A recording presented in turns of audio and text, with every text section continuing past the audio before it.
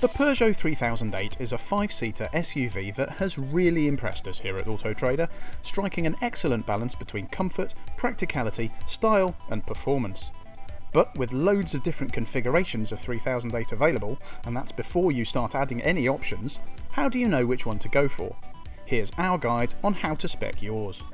Picking colours is always a tricky job because you have to balance how much you like the look of it with what effect it'll have on the car's resale values.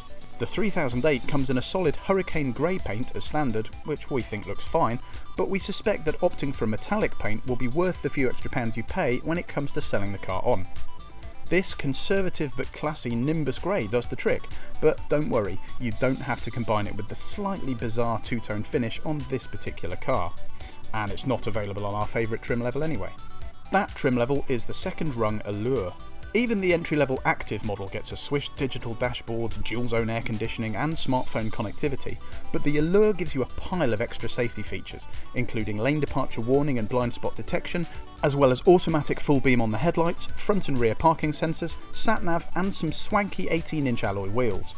You also get better front seats, a reversing camera and some cool side mirror lights that shine on the ground by the door at night. Go for our chosen Allure trim and you have the choice of 3 engines, 1.2 and 1.6 litre petrols or a 1.6 litre diesel. The larger petrol unit is only available with an automatic gearbox, which pumps the price up, and while the diesel is pretty good, we think the smaller petrol unit is more than pokey enough for everyday use, and it saves you quite a bit of cash. Go for the manual gearbox unless you really want an automatic. There's nothing wrong with it, but it means forking out well over £1,000 extra. If you have the means to add a few extra options to your 3008, the keyless entry and start system makes getting in and out of the car a lot less of a faff when you don't have to juggle keys around. If you have a smartphone that can charge wirelessly, a charging plate seems like a good option, and if you're an audiophile, upgrading to the Focal Premium Stereo isn't going to break the bank. Avoid the panoramic roof though. It makes the cabin feel light and airy, but it's not cheap and impacts quite heavily on headroom.